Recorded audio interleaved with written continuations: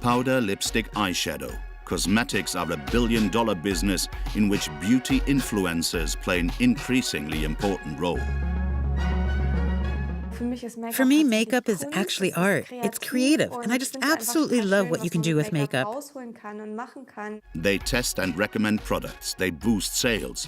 The industry is constantly launching new products onto the market. But it's not uncommon for children to suffer as a result of this boom. They slave away in dangerous mines for glamour and glitter. Being sustainable and ecological, that's what natural cosmetics promise. But is it really the better alternative?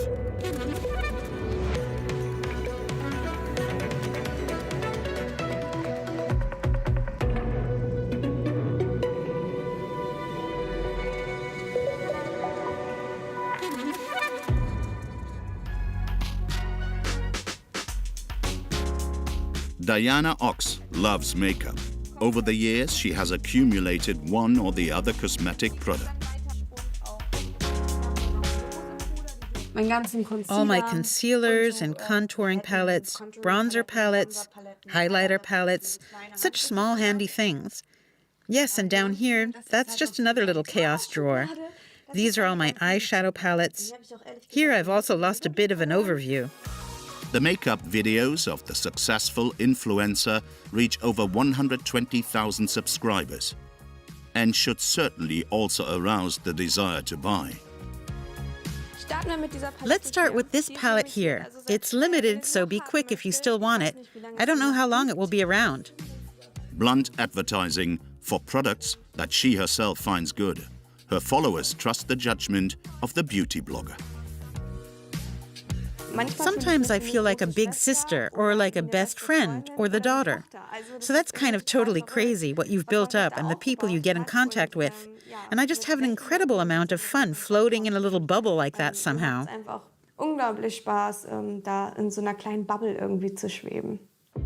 Of course, Diana also earns money with her videos. With one click, the makeup favorites can be purchased. And Diana then gets a commission. Of course, it's then a matter of companies becoming aware of you, sending me products and saying, would you like to test this? We would love to have a placement in your videos. But I only do that if the product actually appeals to me, because I simply don't want to abuse the trust. If I really like something very much, then I'm very happy to present it.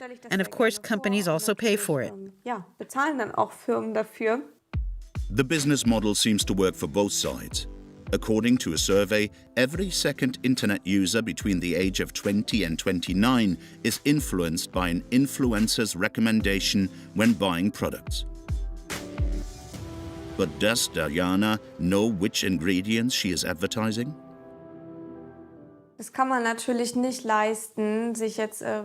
course, you can't really afford to read through all this jumble of ingredients and see through it all. I'm not a professor, but just a normal consumer who recommends the products to his friends or the community.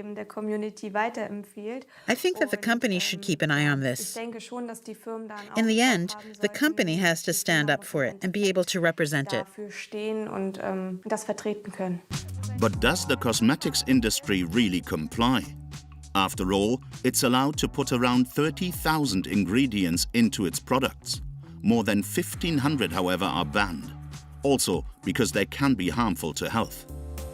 Whether manufacturers comply with the legal requirements is checked here, for example, at the Rhineland-Palatinate State Investigation Office in Koblenz. The team regularly examines cosmetics and random samples, and for good reason, because the hurdles to launching a product on the market are surprisingly low.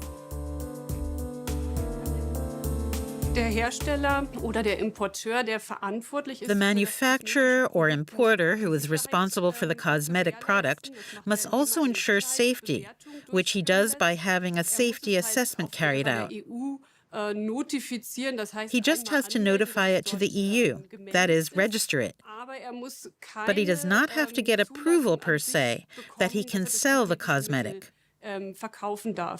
No independent approval testing by authorities. Time and again, products are found that do not meet the legal standards. and have to be taken off the market. Our rate of products that do not comply with the law is 20%. In addition to the regular ongoing tests for microbial contamination of a cosmetic product or the use of preservatives, substances that have recently been banned are very topical now. But even approved ingredients can be problematic if they are contaminated, for example, with heavy metals. These are in particular cadmium, lead, and nickel. These substances are actually not allowed in cosmetic products. Unfortunately, it's often the case that manufacturers claim that it's technically unavoidable, but they can't actually prove that they've done everything possible to just keep the heavy metal content as low as possible. Heavy metals, which can be found in mica, for example, an important basic substance that is found in many cosmetics. Its main function is to create a glitter effect. It is found in powders, lipsticks, and eyeshadows, among other things. Even many children's products may contain mica, a mineral that occurs mainly in China, the USA, and India. Everywhere you look, the mica glitters on the dusty ground. Jharkhand, India, the so-called mica belt in the northeast of the country. About 30% of the mica that comes to Europe comes from India. It is used, for example, in car paint, but also in large quantities in the cosmetics industry. Up to 22,000 children work in the mines. 22,000 too many, says Rohit Rakshid of Terre des Hommes. The organization has been trying to get the children out of the mines for years.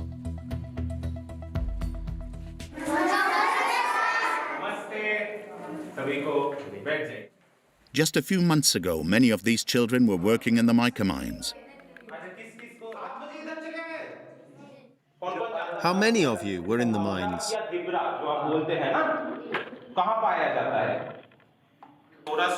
How did you guys do there? I often had cuts on my hands and legs.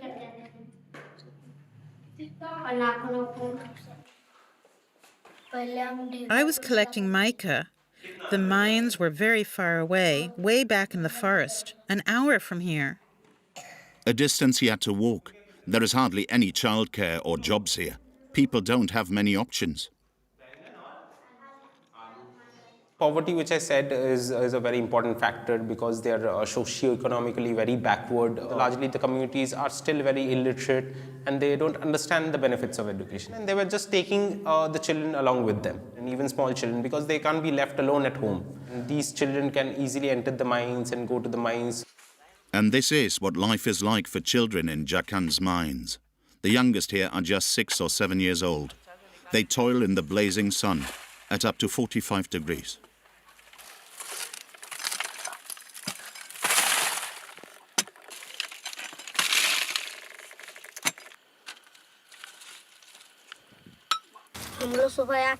I come here every day at 8 o'clock in the morning. I collect about 10 to 20 kilograms of mica until the evening.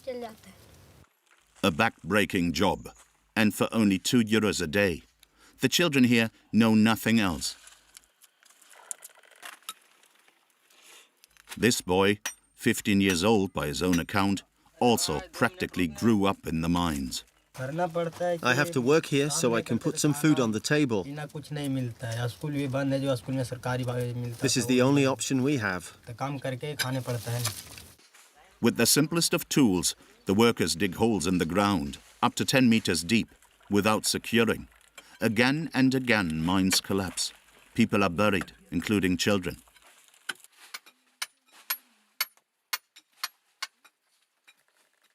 Just a few days ago, a mine collapsed in a neighboring village, killing 2 people. If I don't do this work, I would starve. That's why we have to risk our lives and work here. Of course we are afraid, but there's no other way. There is not much here except for forest and rocks. And what the children are doing is illegal. The mica mines are located in a nature reserve. but there are rarely any controls. The mineral is found in the earth by the ton. The prospect of some food drives the families to dangerous mining. From here, the children take the mica to the surrounding villages, to temporary storage facilities like this one. Everyone here knows that children work in the mines, including many traders. The children come here with the mica. We buy it from them, 10 cents for a kilogram.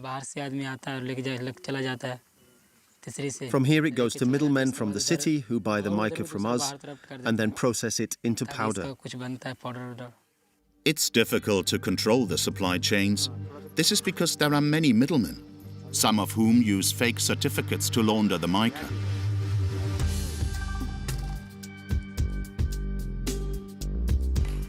In factories like these, it's further processed and exported.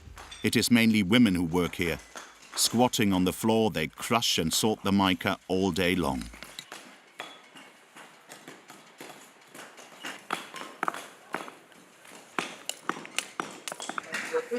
For my work, I get €3 a day. The plant is one of the largest exporters in the region.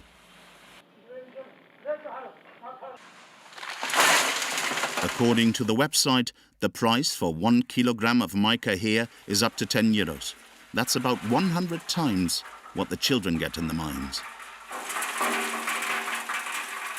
40 tons of mica are stored here, ready for export, says the operator, who doesn't want to go on camera.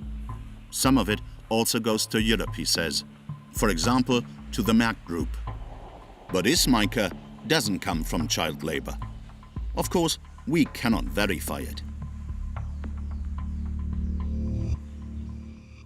How do cosmetic manufacturers, such as the Merck company, respond to questions about mica? Can they prove where and how the mineral used is mined? And what do they say about the conditions in the mining areas? Merck sources most of its mica from India in the regions of Jharkhand and Bihar. We reject any form of child labour in the mining and processing of mica and are actively committed to the abolition of child labour. We have contractually agreed with our suppliers to prohibit the employment of children. In recent years, we have established direct supply chains for the procurement of mica and implemented a comprehensive system of control mechanisms in our procurement process. This is to be ensured by unannounced inspections of mines and factories. The company obviously wants to change something, and it's not alone in this. Merck has joined forces with others to form the Responsible Mica Initiative. According to this initiative, the mineral is to be procured only from sources that can demonstrate fair working conditions. But not until 2030. Makeup giants like L'Oréal and Sephora are also part of the initiative. But fair working conditions alone are not enough. There is also a lack of other things. Schools, for example. Education is actually free in India, but in many villages children have no access to it. Rohit Rakshit and his team want to change that. We had sensitization sessions with the families, with the parents, with the communities, and then we spoke about the benefits of education, and they should go to schools rather than going to the mines. These children are first-generation learners. In this way, these children should one day have better opportunities than their parents. Vinod, what do you want to be when you grow up? I want to be a teacher and teach kids like me. Rohit Rakshit and his organization have worked with local authorities to get more than 2,000 children out of the mines and into school. Many of them are not even 10 years old. But education is not the only important thing, says Rohit Rakshit, but also playing, being a child.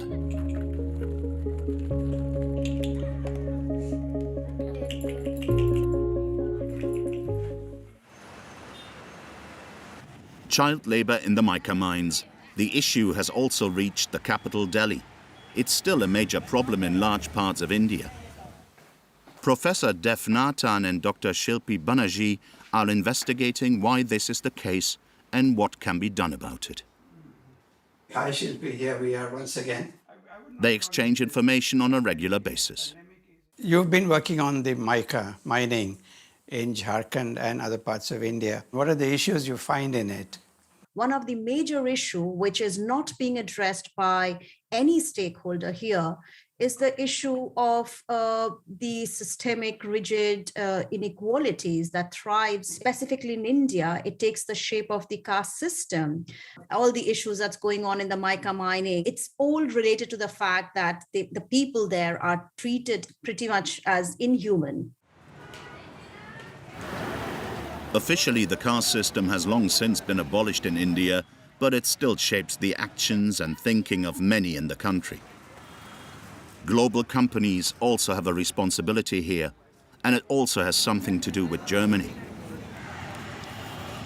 The shine that you want on your face, you should be a bit more thoughtful about it. Where is my product coming from? Who is making it? That kind of consumer awareness is much required. But what is the consequence? Should manufacturers in Europe simply stop importing mica from India? Absolutely not, because as it is a major source of livelihood for many families, many children. It would push them into worse and more hazardous forms of work. You need to actually legalize and regulate and ensure proper adult wages are paid in order to improve conditions. The researchers demand to move away from voluntary commitments and toward legally binding standards. A new EU supply chain law aims to do just that. It provides for a duty of care on the part of companies. The aim is to prevent social and ecological exploitation. Violations could result in fines. Whether these will actually affect the billion-dollar companies remains to be seen. But over 20,000 children still work in India's mica mines, also for glitter and glamour in Europe.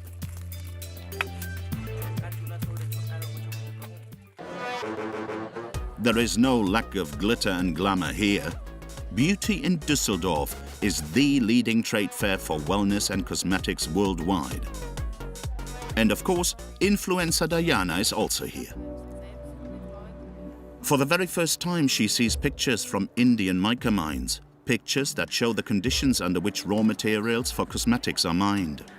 Also ich liebe wirklich Glow-Produkte, aber für mich kriegt das hier gerade einen ganz anderen Beigeschmack. I really love glow products, but for me, this just gets a very, very bitter taste. It's a big learning process to see that. I definitely don't want to support that, and it actually shocks me. I didn't know it was being mined like that. Das schockiert mich tatsächlich. Ich wusste das nicht, dass das so abgebaut wird. Many people probably feel the same way. Only few concern themselves with the ingredients of their cosmetics. She, on the other hand, does it. Leah Dahl is a so-called skinfluencer. She mainly educates her followers about what's inside skincare products and how they work. A new trend on social media. I just try to educate a little bit with my content and give people a guide, so to speak, on how they can best take care of their skin, especially if they have skin problems. To help a little bit through this whole marketing jungle and all the advertising promises that you hear every day, and to create a little bit of understanding. For most consumers, lists of ingredients are a mystery. But Leah is a biologist who has been working on this topic for several years. For her, it's part of her job to inform herself comprehensively before sharing articles, even if it takes a lot of time. What I do very often when I'm trying to prepare my content is that I start picking out scientific studies. Usually that's 4 to 5 studies for a post. And then I summarize that myself again and try to get that together in like 4 to 5 slides on an Instagram post like that. That's why I don't post that often, usually only every 2 weeks. Fewer posts, more information. But Leah also cooperates with cosmetics manufacturers and knows that you can't always blindly trust the advertising claims of the companies. I do think that certain marketing statements are simply not correct, and that they are spread even further through influencer marketing. And I also think that that is the task of the companies then, not to use such marketing phrases. A principle that should apply not only to conventional products, says Leah, but also to so-called natural cosmetics. This market segment is booming. In Germany alone, sales have roughly doubled in the past decade. 1/3 of all cosmetics sold in Germany are now natural cosmetics. Entdecke deine Duschnatur mit Veleda. Und ein gutes Naturgefühl? Lavera Naturkosmetik macht keine Kompromisse. Die Repair-Spülung von Santé Naturkosmetik. Care for you and the world. Natural cosmetics promise more sustainability, less chemistry, and above all, a clear conscience. But is that really the case? Blogger Leah always checks the list of ingredients when she shops, also and especially with natural cosmetics products. Here in the natural cosmetics sector, instead of the ingredients, very often the plants that are supposed to be in these products are advertised. So here, for example, with roses. That somehow sounds really appealing because you think, beautiful rose, beautiful color, and it should be soothing. But what the rose should really do in it is just not particularly explained or not particularly clear. And if you then look at the ingredients list, then about the lower third is completely full of essential oils and allergenic fragrances. Essential oils and allergenic fragrances. This can be a problem, especially for people with sensitive skin. And Leah notices something else. It's very common, especially in natural cosmetics, to advertise with terms such as without chemicals.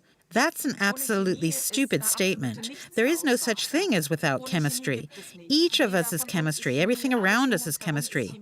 Everything that exists, our entire metabolism, these are all chemical reactions that take place.